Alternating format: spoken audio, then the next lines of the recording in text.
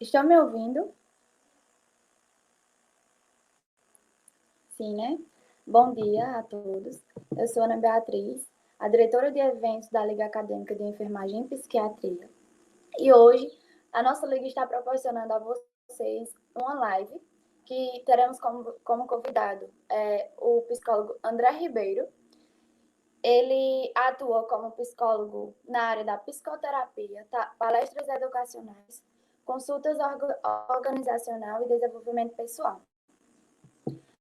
Com isso, eu passo a palavra para ele, para o psicólogo André Ribeiro, para darmos início à nossa live. Espero que vocês gostem, foi preparado com muito amor e muito carinho.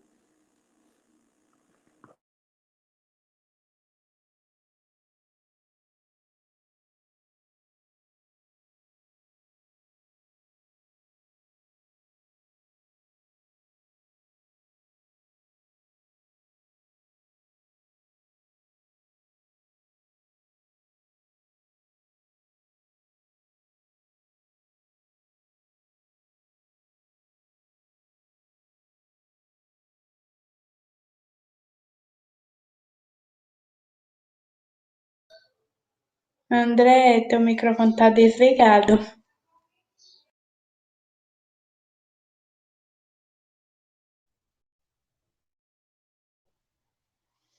Ouvindo agora, pessoal? Só me confirma se estão ouvindo, por favor. Pronto. Estão ouvindo? Só me confirma, por favor. Perfeito. Pronto, eu estava só agradecendo pelo convite, agradecendo à Liga Acadêmica pela oportunidade de a gente compartilhar uma temática que não é esgotada, ainda é contemporânea, ainda é atual, e é sempre bom a gente reproduzir o conhecimento sobre isso. E muito obrigado pela oportunidade, né, da gente compartilhar esse tema. Eu também vou me apresentar rapidinho, eu sei que já foi apresentado, mas eu sou André Ribeiro, sou psicólogo clínico, eu sou psicoeducador, neuropsicólogo também, estou me especializando em outra área também, psiquiatra, no caso, psicologia infantil, desenvolvimento infantil, desculpem. E eu sempre estou nessa abordagem sobre ansiedade, sobre temáticas como estresse, porque eu acho muito importante essa linha de reprodução para a população. Então, basicamente, para iniciarmos já a temática, eu já vou pedir para a Larissa projetar o slide para a gente ir acompanhando minha linha de raciocínio. Por favor, Larissa.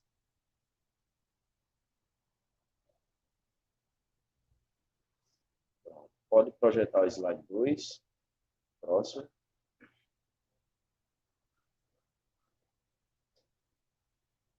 Pode passar o próximo slide, tá?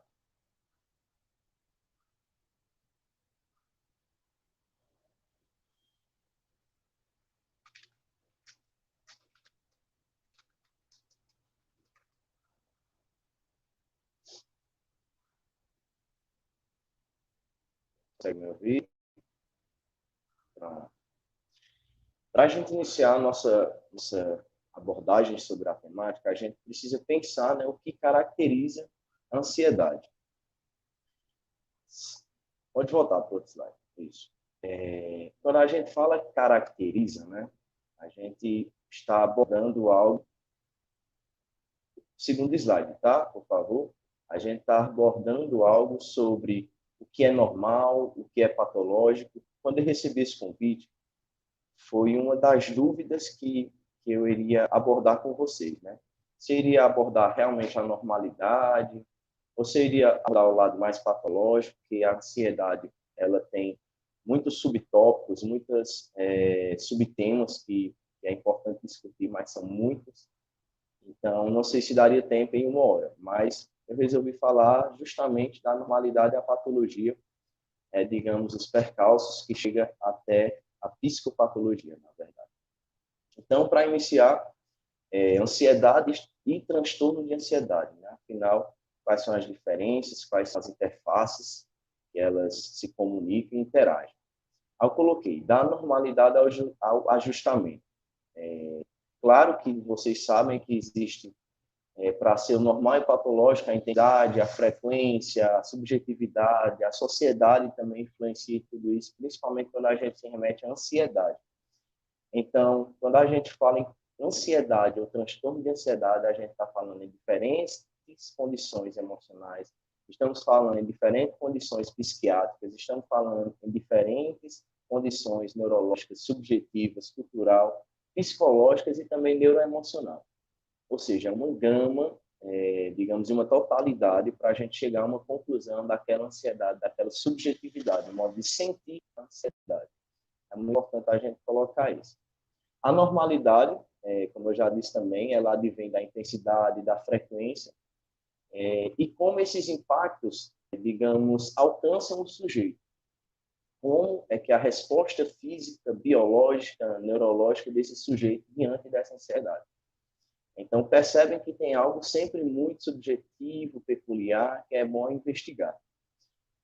Quando eu me refiro a ajustamento, como vocês estão vendo aí da normalidade do ajustamento, o que é que eu estou querendo direcionar? É uma realidade no qual todo mundo está sujeito a passar e a gente tem o hábito de ajustamento. Agora, como vamos nos ajustar a essa condição externa ou interna, é que aí vai resultar nossas respostas a essas adversidades, digamos assim. E essa trilha é que vai ser o percalço da normalidade para a psicopatologia. Então, por isso que eu digo que é muito subjetivo. A forma que você absorve, a forma que você lidar, a forma que você interioriza, tudo isso é fator primordial para desenvolver uma ansiedade ou um transtorno, generalizada ou psicopatológica. Quando a gente pensa, continuando nesse slide ainda também, da ansiedade excessiva, né, aos transtornos de ansiedade. Aí eu já coloquei sintomas mentais, físicos, somáticos e comorbidade, porque aí já é o transtorno, aí já é a psicopatologia. Nesse caso, a gente percebe que já é um pouco diferente do ajustamento, né? E que também a gente percebe que nesse aspecto também o social tem uma responsabilidade frente a isso. De acordo com o DSM-5, né? Se a gente pensar já em uma forma mais teórica, que é o nosso manual, pessoal, manual de diagnóstico. Quem conhece, tudo bem, quem conhece, é um manual de diagnóstico de transtornos mentais. Então, o transtorno de ansiedade ele é mais intensivo, né? Ele inclui características que, digamos, que impactuam na nossa qualidade de vida. E quando impactuam na nossa qualidade de vida, impactuam na nossa vida profissional, na nossa vida pessoal, enfim, todos os âmbitos dessa vida. Aí a gente já começa a sair daquela ansiedade generalizada para ser uma ansiedade avaliada como transtorno.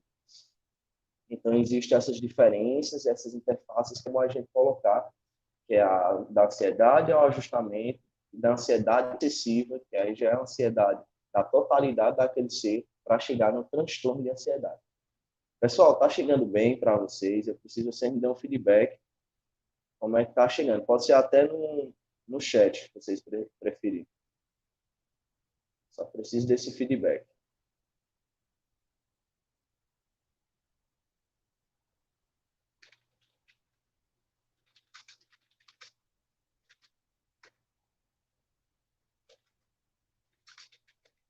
Tem alguém aí? Pronto. Então é isso, pessoal. Essa é uma introdução do que caracteriza a ansiedade, tá? Então, sempre bom a gente ter uma avaliação mais minuciosa, uma avaliação sociocultural do indivíduo também, socioemocional, o que é que aquele indivíduo ele viveu antes, viveu durante, enfim, tudo isso é importante avaliar. Porque mesmo o transtorno de ansiedade, ele tem um tratamento, ele tem um diagnóstico, um prognóstico muito diferente do generalizado. Então, por favor, passa o próximo slide, Larissa. Se der para vocês ampliar aí, seria bom para vocês terem uma melhor visualização. Eu vou explicar um pouco sobre as dimensões mentais. O que essas dimensões mentais? é justamente as dimensões somáticas da ansiedade. Eu trouxe exatamente o que está no quadro, no livro da gente, que é Psicopatologia e, desculpa, pessoal, que eu estava ampliando aqui também, e transtornos mentais. Indico esse livro para vocês, tem aí ó, a referência lá embaixo, o ano, que é o mais atualizado. Essa página foi tirada da página justamente de transtornos de ansiedade. Quando você baixar, vocês vão visualizar. Então, é um livro muito, muito bom para quem quer conhecer mais sobre psicopatologia, e ele é muito também didático. Então, dá para compreender, dá para interagir com os profissionais tranquilamente.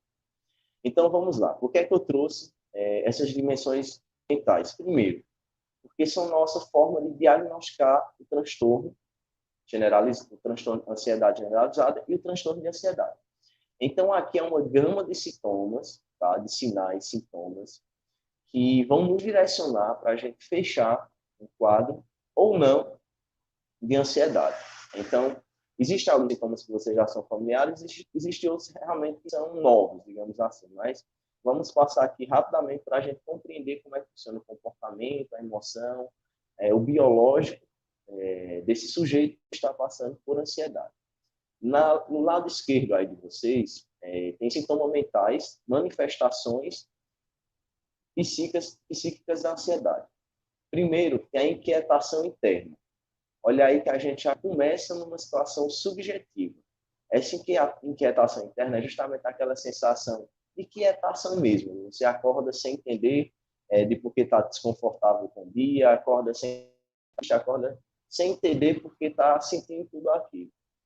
É muito comum esse discurso nas terapias e a pessoa mesmo, o sujeito mesmo, só percebe uma ansiedade quando ele tem um apoio, quando ele consegue ouvir o outro em relação aos seus sinais e sintomas.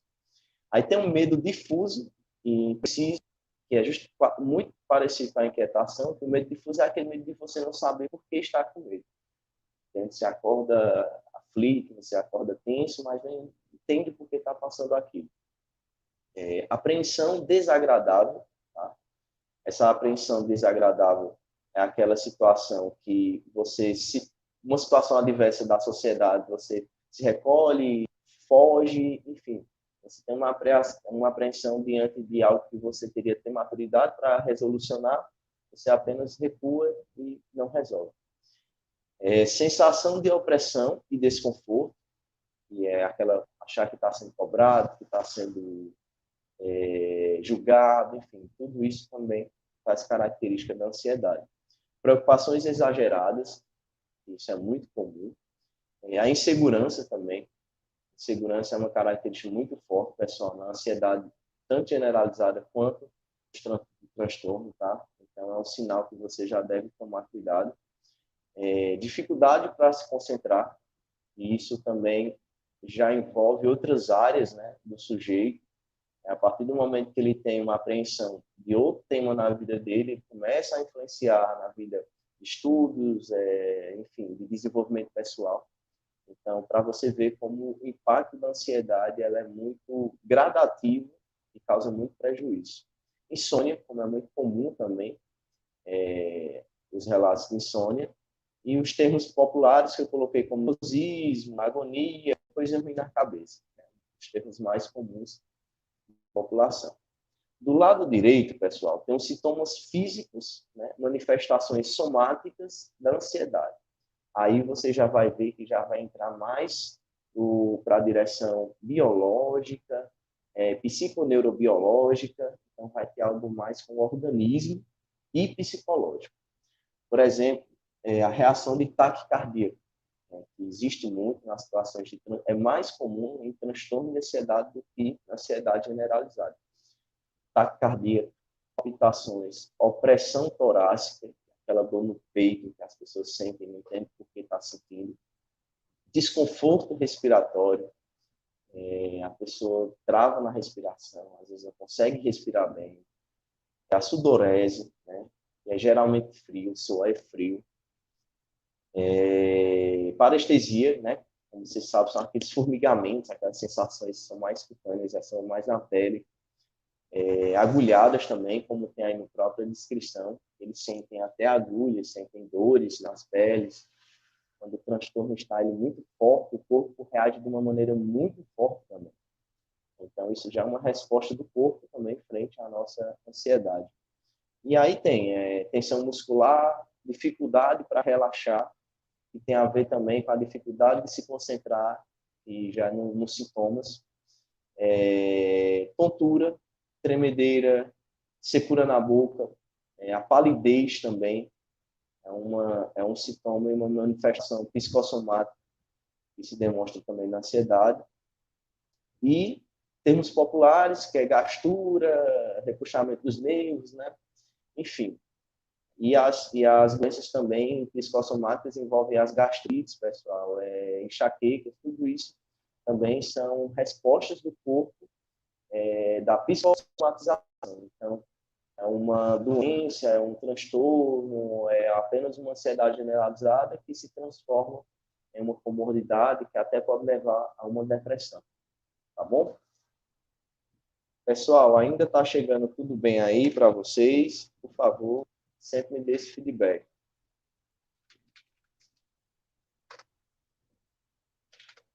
No chat aí pode ser. Pode passar o próximo slide, tá? Por favor.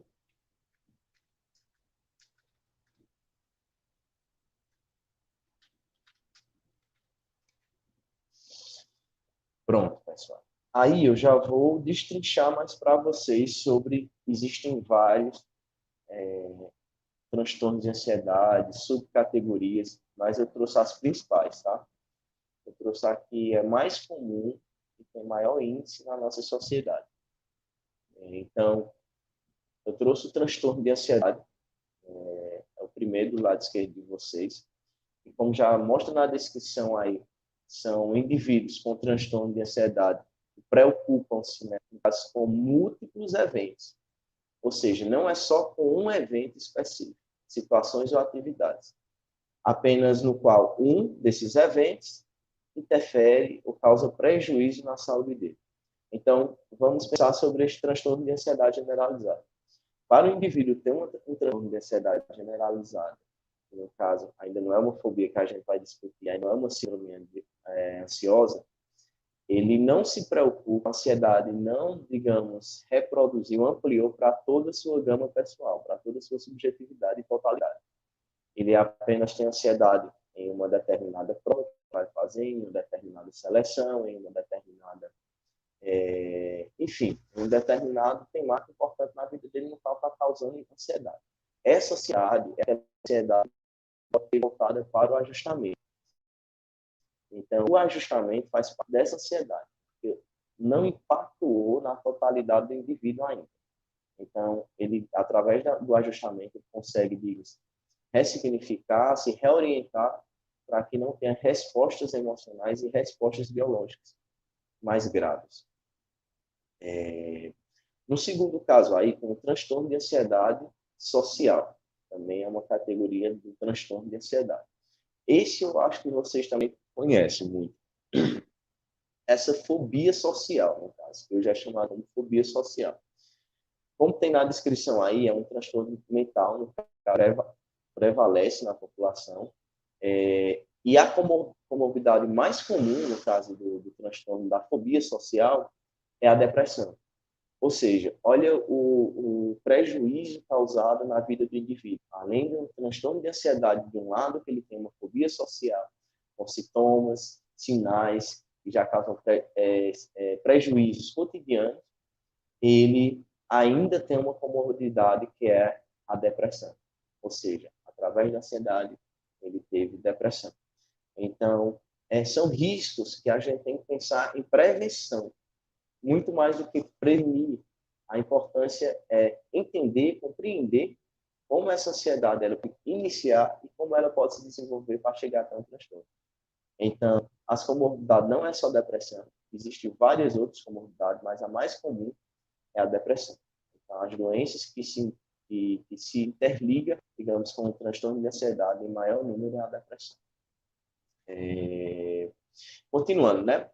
Aí, no caso, a depressão, como comodidade da fobia social, e essa complicação, né, no caso que é a fobia social, existe a generalizada, essa generalizada eu escrevi para vocês também, que é um medo dominante, né, é um medo persistente, ou seja, essa generalizada já tem a ver com o transtorno de ansiedade generalizada. Existe um medo que prevalece mediante as outras coisas da vida dele, ou seja, ele não está apenas com sua totalidade prejudicada, ele só está em um tema específico, ansiedade.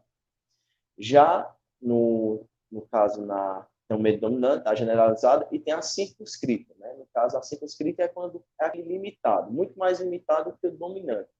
Ele consegue dominar melhor a ansiedade dele, ele consegue, digamos, entender mais aquela situação da ansiedade dele, apesar de ser uma fobia que impactua muito naquele sujeito, naquela situação subjetiva dele. E a mais curiosa, digamos assim, que ela é comum na sociedade, mas ainda existem muitas dúvidas, muitas pesquisas, pessoal, artigos que estão saindo frequentemente sobre ansiedade, psicose, se vocês quiserem pesquisar, é muito interessante. E que a psicose em si já tem uma pesquisa muito ampla e muito difundida também. Então, é sempre bom a gente ampliar essa gama. Então, quando se fala de ansiedade e psicose, eu trouxe só esse quadro de síndrome ansiosa, porque é mais fácil da gente compreender. A ansiedade com uma importância central ou muito relevante. Ou seja, o que seria uma síndrome ansiosa, dentro da psicose? A fobia social. A fobia social ela também pode se desenvolver como uma psicose. O estresse pós-traumático tanto pode desenvolver uma ansiedade generalizada, quanto também pode uma neurose, enfim. Depende muito do quadro do sujeito, como eu já falei anteriormente. E tem o curioso quadros dissociativos. Né? Os quadros dissociativos são os quadros que são as identidades dissociadas, ou seja, a identidade está tendo prejuízo, está disfuncional, ele não está tendo conexão com sua identidade, ele desconfigura o sujeito. Então, isso causa uma ansiedade também, é uma ansiedade e uma psicose. Inclusive, pessoal, estou vendo aí 3 filmes, né? Eu trouxe essa indicação, mas não é diretamente sobre ansiedade, é sobre ansiedade e psicose. Quem já assistiu, perfeito. Quem não assistiu, indica. É uma saga, tá? Começa em Fragmentados, que é esse filme do meio. Depois vai para Vidro, depois para Corpo Fechado. Então, se puderem assistir, eu indico. É muito, muito bom mesmo. E fala muito sobre essa questão de ansiedade e psicose. Então, fica a dica aí para vocês. Sobre esses quadros dissociativos, ansiedade, psicose, os transtornos de ansiedade generalizada, fobia social. Vocês têm alguma dúvida ou está chegando bem para vocês?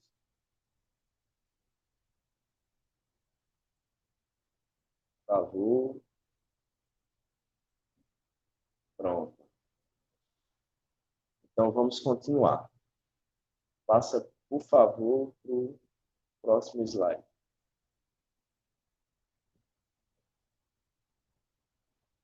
Ok. Só um instante.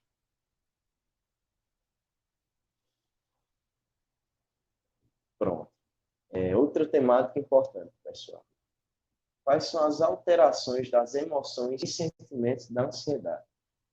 A gente falou sobre respostas neurológicas, respostas biológicas, respostas psiconeurobiológicas, respostas químicas, enfim.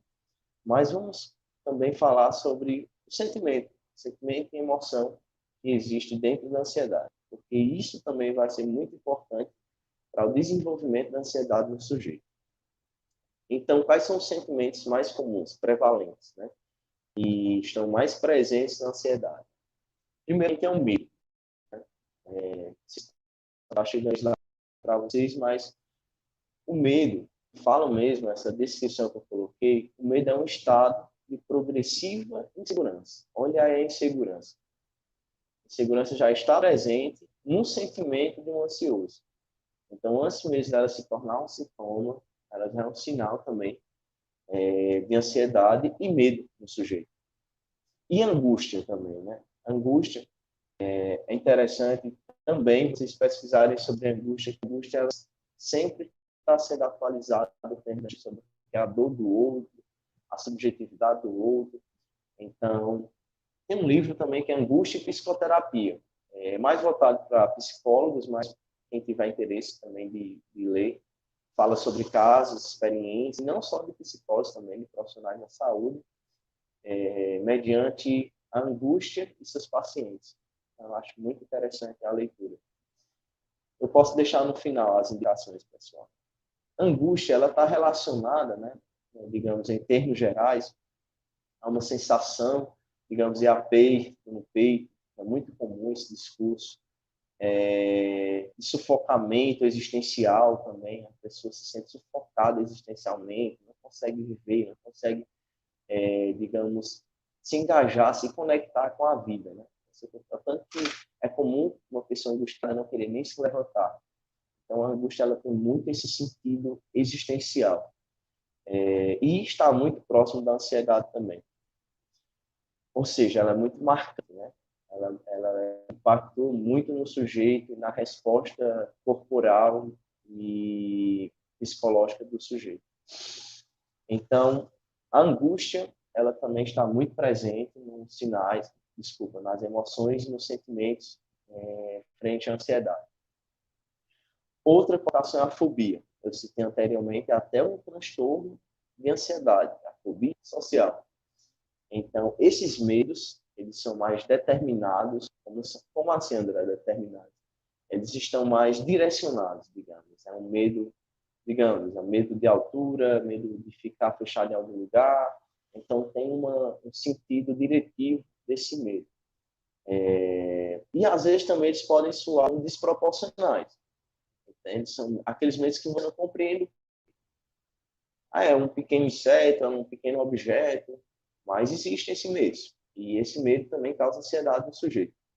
Então, é bom aprender esses parâmetros, esses caminhos de entendimento da ansiedade, dos sentimentos frente aos transtornos de ansiedade. Na mesma descrição, eu coloquei angústia, né, que eu já falei um pouco sobre o sentimento de angústia, e para vocês também é muito bom a gente pesquisar, se atualizar sobre angústia. É um termo muito, muito interessante, instigador. E o fator mundial, né, que é o estresse, pessoal. É incrível o quanto o índice de estresse só aumenta. Os números de estresse na população mundial só aumentam. E o número de pessoas que estão sendo incluídas com comorbidade, como eu falei no início, como a depressão, com nível de estresse alto. Então, estresse também não é ultrapassado falar que estresse é uma situação social, é uma necessidade social. Então, como profissionais de saúde, a gente não deve passar temáticas que parecem que já são ultrapassadas, entende? Como estresse, como medo, ansiedade, que a gente está discutindo sobre hoje. Então, são temáticas, através delas, tem um transtorno mais grave, como a depressão, e que a gente vai ter mais dificuldade de manejos profissionais para trazer aquele indivíduo de volta, trazer aquele indivíduo de volta para a sociedade. Então, é bom sempre pensar desse lado preventivo. As temáticas que parecem que são simples, que são ultrapassadas, que a gente já domina, na verdade, a gente ainda tem que revisar, tem que estudar para entender esse impacto no sujeito. Entende? Além da teoria, tem no sujeito também. Então, o estresse tem a ver com improdutividade, irritabilidade, né? Irritabilidade é interessante, até pessoas que não têm características, personalidades de raiva, de respostas motoras, digamos, mais graves também. A pessoa com estresse mostra uma transformação de personalidade, é como se tivesse controle e o domínio da sua identidade. Olha o que o estresse pode causar na pessoa. Entende? Por isso existe muito arrependimento pós-estresse. Pessoas cometem atos, isso já estou trazendo da psicoterapia, pessoas cometem atos mediante estresse, se arrependem e trabalha aquele estresse, trabalha aquela angústia também. Enfim, é sempre bom a gente também refletir sobre o lado preventivo do eu, né? A importância de como eu posso lidar com aquela situação, porque estamos sujeitos ansiedade, estamos sujeitos a ter raiva, são nossas emoções, isso é humano. Mas a forma subjetiva de lidar com isso é que vai ser importante para nosso desenvolvimento e nosso autoentendimento. Então, pode passar para... Aqui no lado direito, na verdade, só são características biológicas, psiconeurobiológicas também. A química, os neurônios, os sentimentos, vocês estão chegando aí, que a emoção significa energia em movimento. Aí falar aqui das variações químicas, que a emoção dá igual a química, neurônio mais sentimentos. Isso é a comunicação neuronal, comunicação psicológica, comunicação subjetiva da emoção. Existe uma conexão para a gente compreender como funciona. E aqui a interação, na terceira parte, emoção e sentimento, elas estão sempre interagindo, estão sempre se comunicando. Então, entender o sentimento também é entender a emoção. Não é a mesma coisa, mas existem características que são muito parecidas. Emoção, autoconsciência e sentimento. Olha que a autoconsciência está chegando aqui, que é aquela parte de lidar. No popular, a gente fala muito que para aprender a lidar, que é justamente essa autoconscientização, autodesenvolvimento. Isso nada mais é do que a gente compreender nosso funcionamento. Mas, André, a pessoa não entende sobre o funcionamento cerebral, neural. Tudo bem, quando eu falo em funcionamento, é a pessoa entender como ela vai, digamos, passar por aquela situação sem ter prejuízos emocionais e físicos e biológicos na vida dela. Se ela não conseguir sozinha, ela vai procurar rede de apoio e ser orientada a isso. Então, a autoconsciência é muito importante também nesse processo. Pode passar o slide, por favor?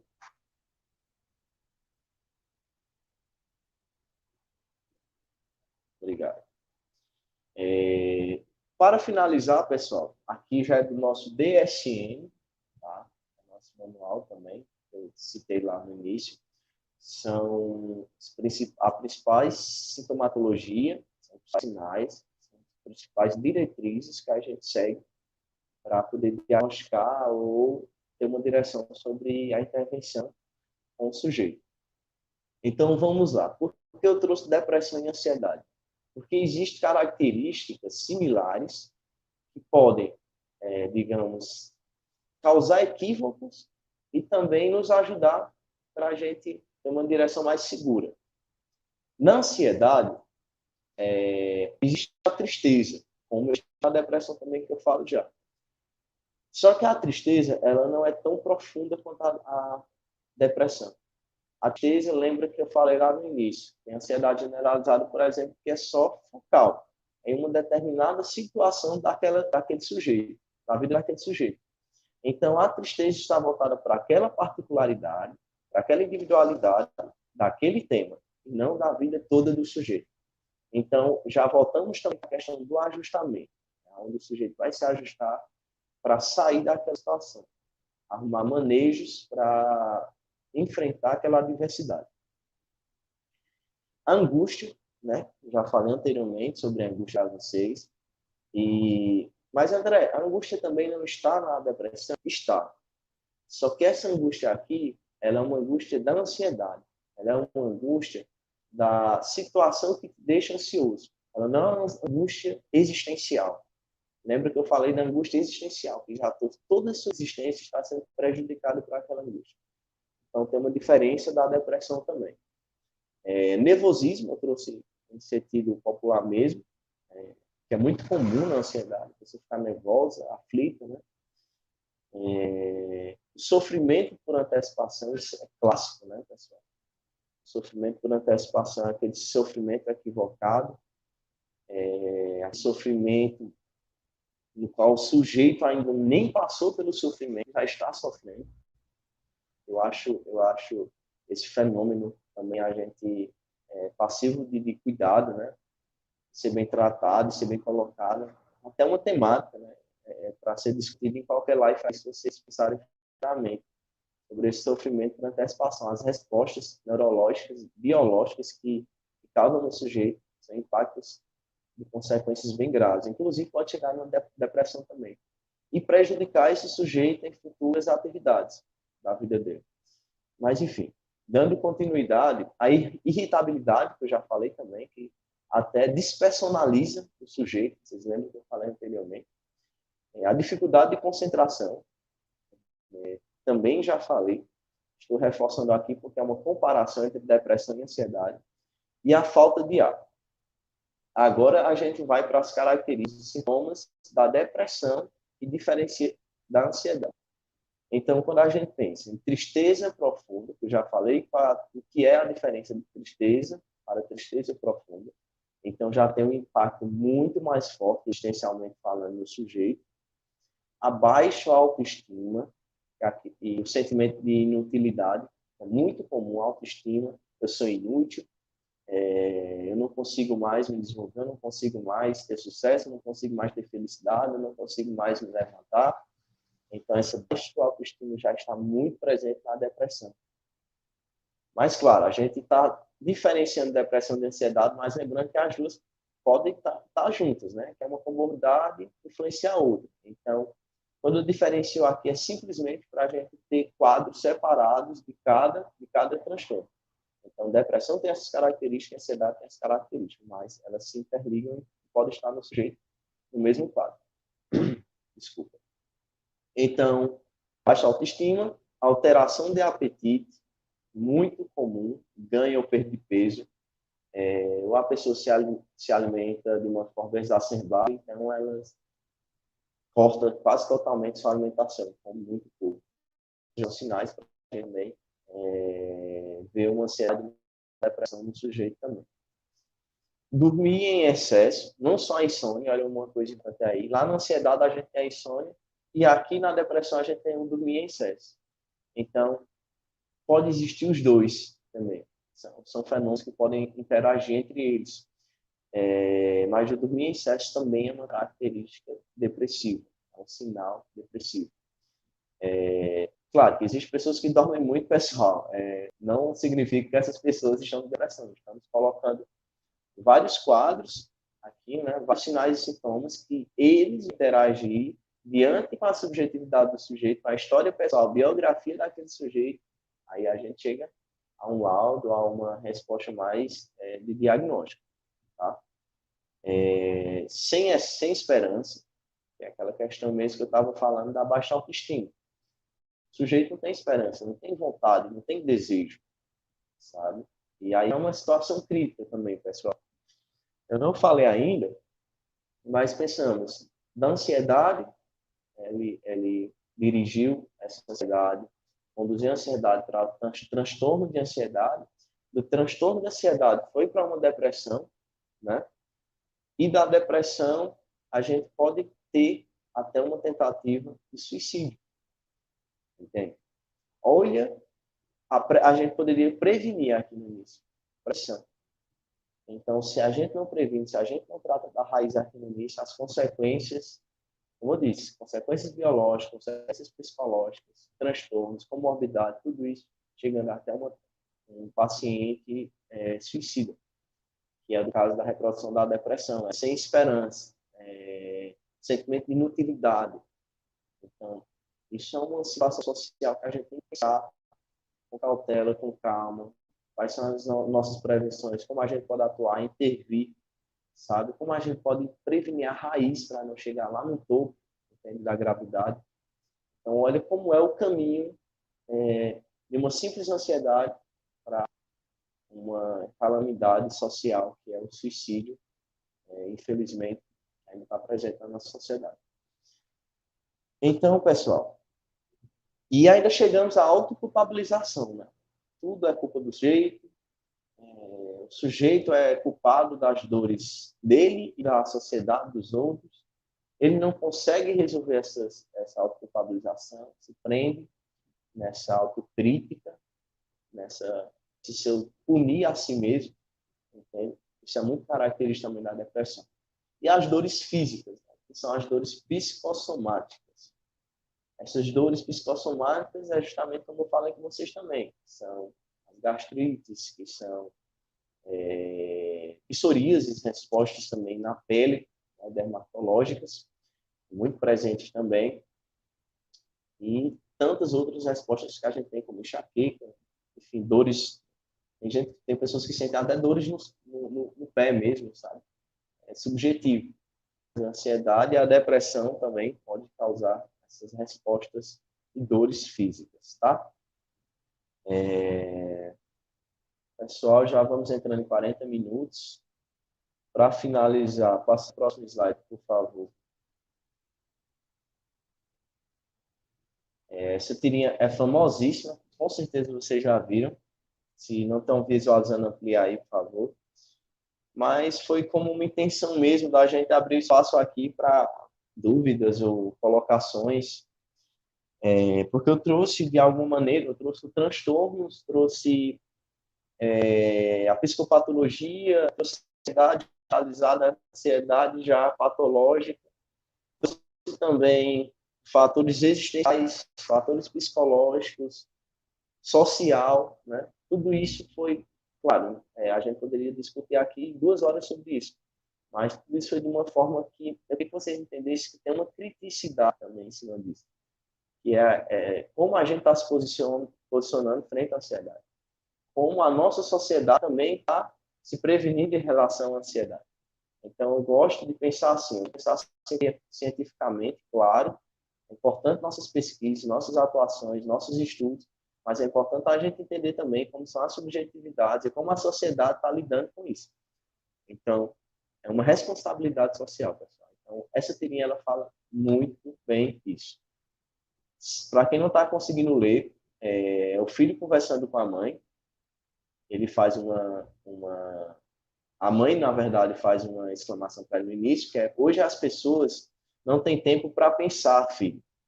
Aí o filho: que pena, né?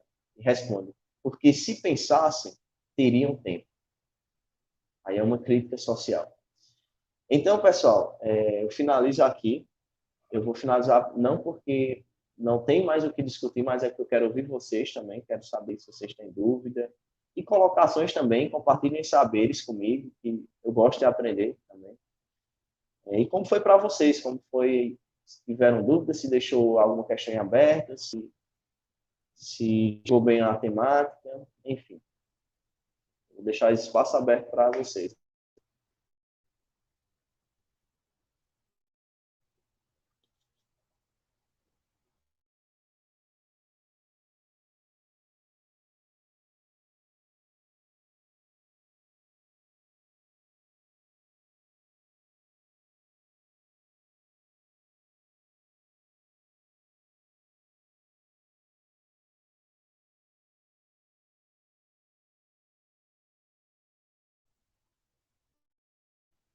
A Aristenia Feitosa. Obrigado. Muito obrigado.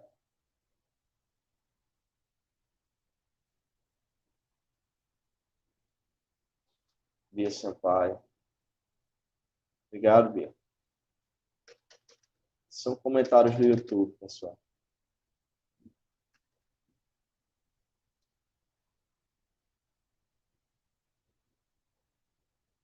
Vocês conheciam essa tirinha, pessoal? Deixem aí no chat se não quiser falar.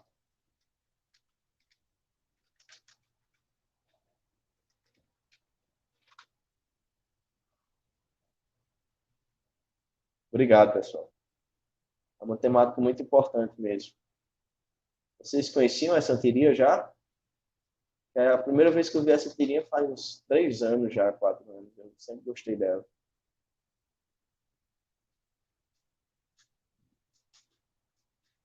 Alguém aí?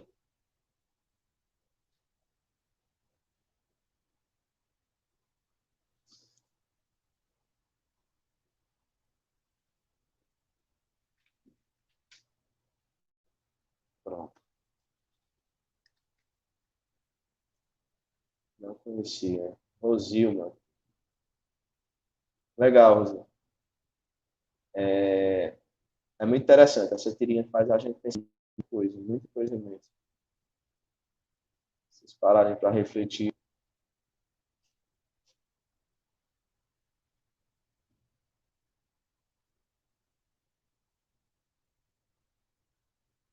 Não estou conseguindo visualizar no YouTube aqui. Mas tranquilo. Tem dúvidas, pessoal? Mais alguma colocação? gente encerrar.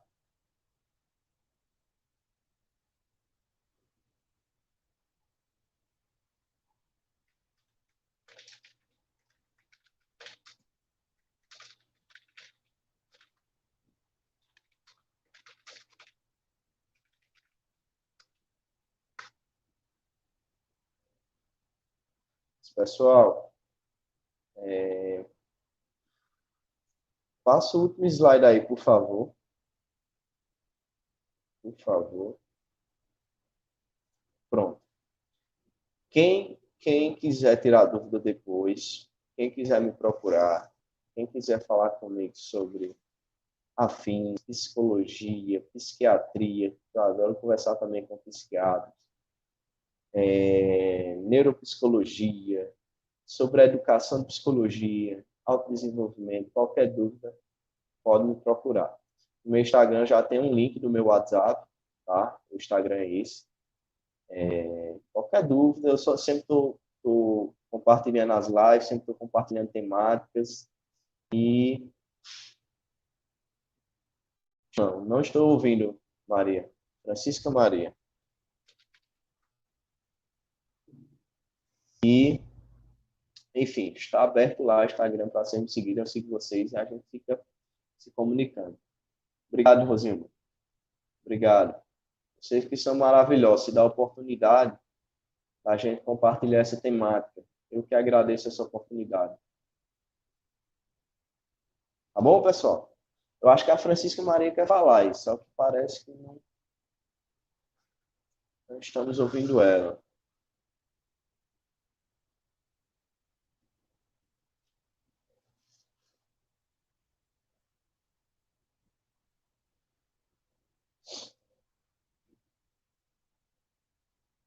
Pessoal, Francisca, qualquer coisa. Tá ouvindo? Oi. Aí, Agora, tu vocês... tá conseguindo me ouvir? Perfeito, estou sim.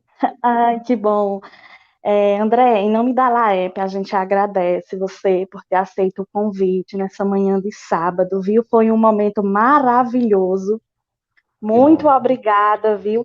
Esperamos ter a oportunidade de fazer mais com você. Foi realmente um momento de muita aprendizagens para todos nós aqui presentes. Agradeço também a todos os participantes presentes por se disponibilizarem a estarem aqui nessa manhã de sábado, né? A gente sabe que finalzinho de semana a gente já está mais cansado da rotina diária da semana. Então, em nome da Laep, agradeço todos os participantes também. E esperamos que você tenha passado um pouco aí do seu grande conhecimento nessa trajetória, que é muito lindo e perfeito e é de grande relevância para esse momento que a gente está vivendo, né? É um tema realmente muito importante. Muito obrigada a todos vocês, viu? Sigam o Obrigado psicólogo também. André Ribeiro, sigam a Laep também, viu? Para mais eventos, lá a gente posta toda semana, tem uns posts novos, viu? Muito obrigada. Grande abraço para todos. Abraço, tchau, pessoal. Tchau, tchau.